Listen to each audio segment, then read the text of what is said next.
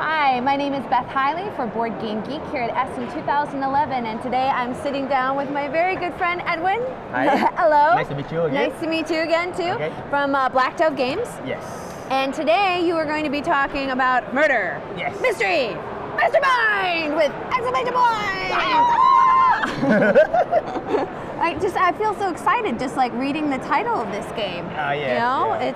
it's thrilling. All right, I'm gonna let you take this away. Okay. Murder Mystery Mastermind, or some call it M3 for short. Some yes. call it M2. Okay. Okay. It's a deduction game. Okay, where we try to change up the deduction game genre a bit. There's going to be a lot of elements that you've not seen before, but there's also going to be some familiarities that you be nostalgic as well. So we try to do a bit of both, and we try to keep it in theme with what you normally see in like detective shows and novels, how the mystery unfolds, how you slowly find the murder and everything else. So that's what we try to do in this game. Okay? All right. Okay, so essentially the game is about solving a murder. So there's, okay, let me just show you this first. Yeah, because I am just realizing that Yes. this is a magnet board. Yes, oh, correct. that's just sexy. Okay, so this is where the unique part is, and this is where we are having problems, because this is the one that's delaying the production. Yeah. So what you see here is the prototype. Anything you don't like is probably not the final completion of what the game will be, but you should give you a pretty good idea how you don't like. Okay. But we really want this part to grow well. Everybody likes this, but we really want to perfect this. So we're taking our time to get it right. Oh, you know what? Which is always appreciated in the end. Yeah, okay, hopefully, yeah, thanks. Okay. That's a little shout out to you guys. Don't be grumpy. Magnets are cool. Okay. In this game, there are 3 categories of clues. Okay. You have the witnesses, you have the evidence, and you have the motive.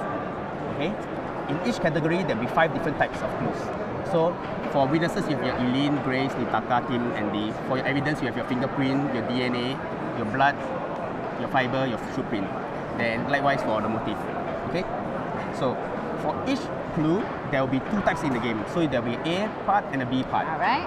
So for example, for revenge, you have revenge A, revenge B. Okay.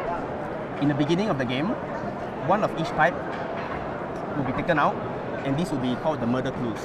So your objective of the game is to try to find out what are these. Okay, so Okay. So if during the course of the investigation, if you manage to find A and B revenge, what does it mean? It means that revenge is not here. Yeah. Okay. Got it. So little. I can see where that. I was hoping for you to say out, but yeah. Okay. Well, you know, I'm getting there. Yeah. Okay, I was teasing yesterday. Sometimes I'm just a pretty face. That was my pretty face moment. Sometimes? I thought all the time. Oh no! Sometimes I'm a great gamer, but only sometimes. Okay. But so I'm seeing that might be one of those little nostalgia factors that is reminding me of my old favorite as a kid, Clue. Yes. Okay. So that's how you do it. In the game, you try to find out as much pairs as you can, so they will narrow out to the possibilities for what the murder clue will be. Okay. Hence the deduction. Hence the deduction. Okay. So how do you keep track of clues?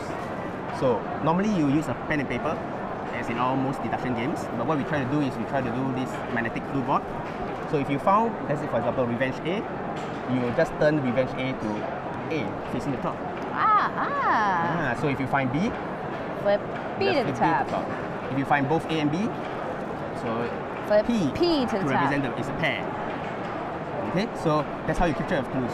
Okay, if you notice, one of the disadvantages of using paper and pen is sometimes you have to photostat the paper, you have to laminate it, whatever. Right, exactly. Or Yeah, just and- you run through the notebook and then Yes, you're done. correct. Yeah, and sometimes when you get really good at it, wherever the person writes his pencil, you know, oh, that's a candlestick. Oh, that's a you know everything. You know, you have to write. But in this board, And then you have a glass table and then you're really in trouble. yeah, nobody knows what clue. Because you can put it anywhere, like so nobody knows wherever you're turning, nobody has any idea. Right, what so you're you can doing. organize that. Yeah, you can organize it personally. to your own. Yes, correct. So that's one of the advantages of using this board. Okay. Magnets are sexy. Yes. Okay. So in the game, the premise of the game is this: a billionaire has been murdered. Okay. So 4 parties will be trying to solve the murder. Of course, the widow will be very interested. I feel like given the title of this game, it should be "A Billionaire's Been Murdered." I mean, exclamation point. The board cover. Yeah. Yes. Yeah. Oh, yep. There he is. Yep.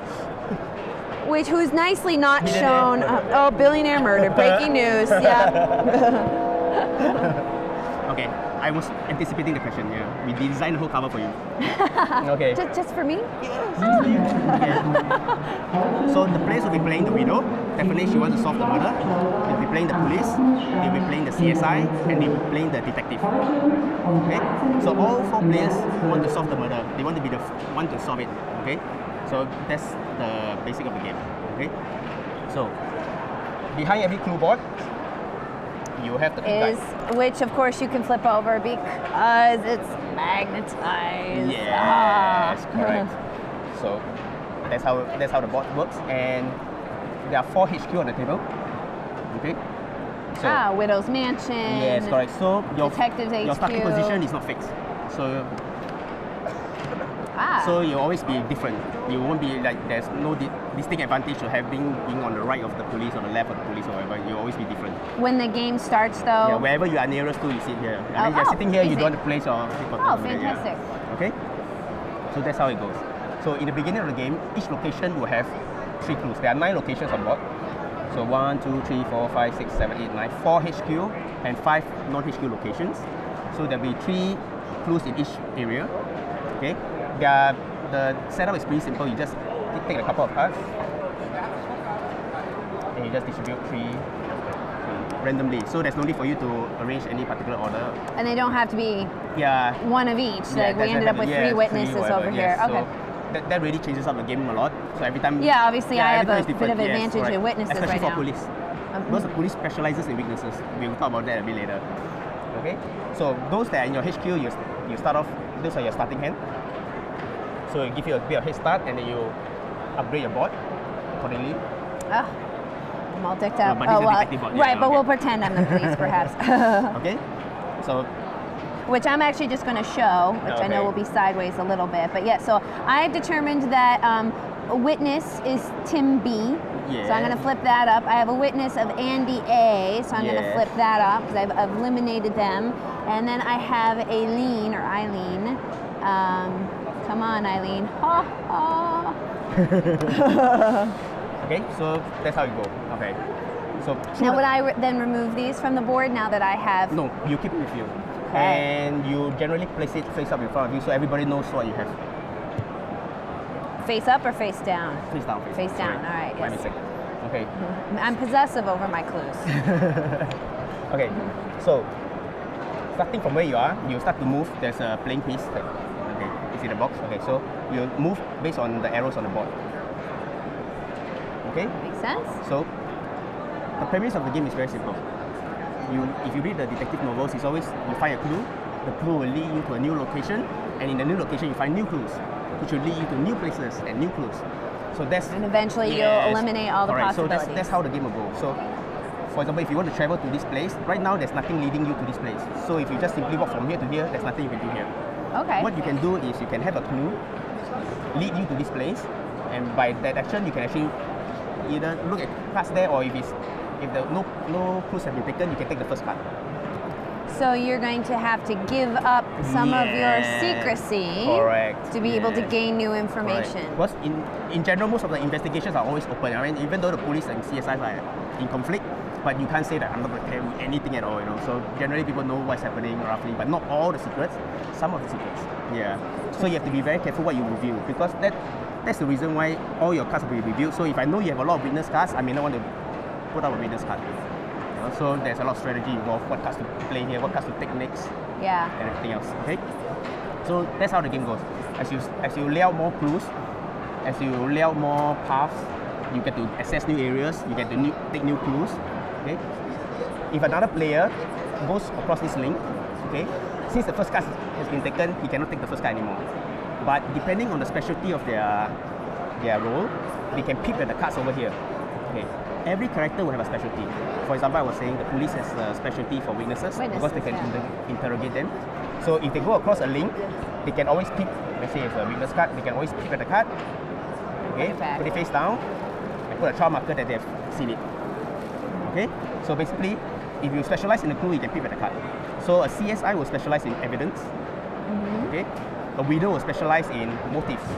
Okay, she knows the husband very well. I mean, if anybody knows the motive, it'll be her. Okay, so everything is very character. And what about the detective? What's his special power? The detective does not specialize in anything. Okay, but he's a jack of all trades. Okay, so he has the possibility to do magic like Sherlock Holmes. He can do magic, or he can be bumbling like Jack Rousseau and you get nothing. Okay? So what happens is, when the detective goes across a link like this, you roll a dice.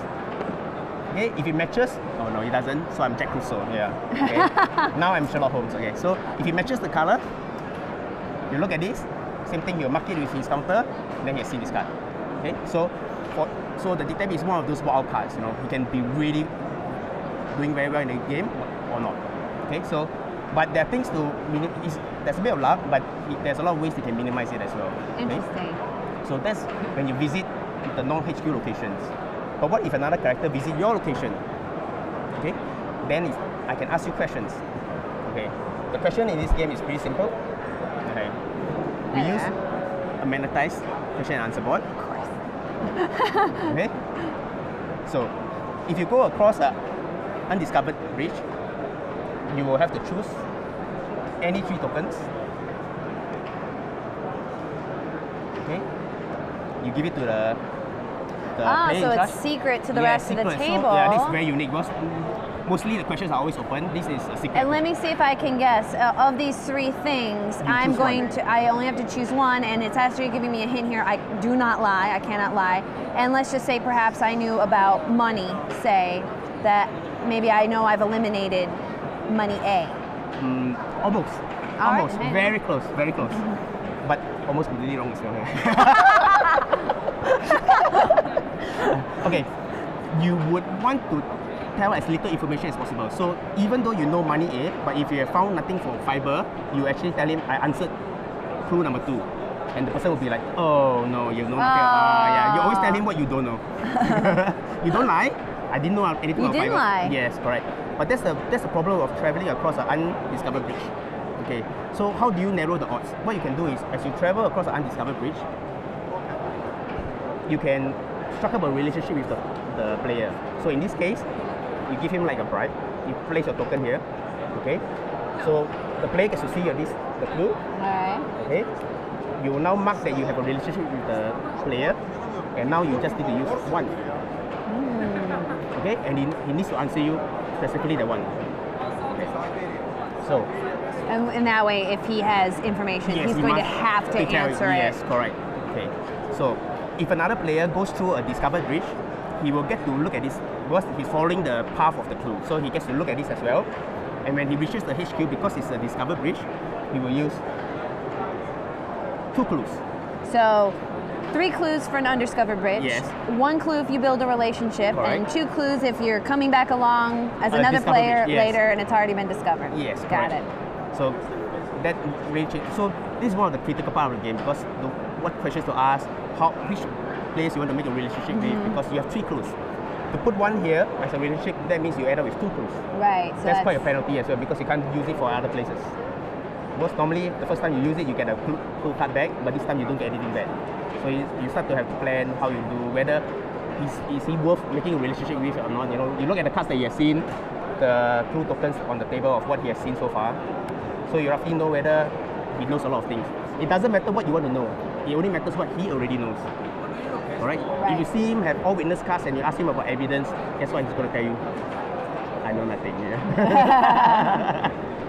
So there's a lot of things to watch out for and everything. Okay? So that's essentially the first phase of the game. So in the first phase of the game, it's an investigative phase where they try to get as many clues as possible. Okay. After this phase, they'll move on to the trial phase. Okay. all right, which I can see all those same terminology listed around the edge here. So there'll be 8 rounds. Okay. And during 8 rounds, each player, depending on how well they do in the investigative phase, they'll determine the play order. And the starting player will have some slight advantage, so you'll be able to place tokens on which he thinks is the correct one. The next player will start placing as well. And then each round, you get to place more. Okay, so as it gets on to the 8th round, it reaches the climax, and basically at the end of that, you reveal the murdering combination, and wherever they are, let's say, power, DNA, and grace, and the total number of tokens that you have on them, the one with the most tokens will be the winner. So this is sort of representing this information rolling out across Yes, a trial, and, correct. and you are presenting on different things, perhaps in court, correct. and then You're thinking that I think DNA is the one that is the you bring it to the murder and everything else. So yeah, that's how you really bring the game into it. And there's a lot of playing in the trial as well, because you try to mind game the other players. You know, I let you know it's fiber patch, you know it's blood. So you let everybody's attention go there. People will start to think that it's there, but after at the end of it all, at the 7th round, you place more tokens on blood, and then you turn everybody off, and everybody else gets stuck. I keep saying interesting, but I really am utterly fascinated by this. I'm going to speed a little bit for the last because I want to do my second game, Yes, so I'll tell you a little bit more, okay? In the game, the special part is, among the 4 players, one of you can be the mastermind, okay? And the advantage of the mastermind is that he can lie in game. No other player can lie, but he can lie in game to turn you off and to get you, to lead you to false trails, okay? During the trial, you will need to find out who's the mastermind. If you don't find him, he will win instantly. No matter what. No matter what. No matter how well you do, okay? If you play a 5th player, the 5th player will play a reporter, and the reporter plays differently. It doesn't move on the board, but what they can do is they can either tail a player or ambush a location. So if I tail you, anything you find out, I find out. It's like a real paparazzi, you know, they really hound you, and whatever you do, I know, you know. Or I can ambush the location, and whoever is there, I'll be interviewing you, and I will do question and answer, and you must answer me, you know. So that's a whole new element to the game as well. Oh, Okay? Yes. and there we go. So, okay, hope you like it. exclamation, murder, mystery, mastermind.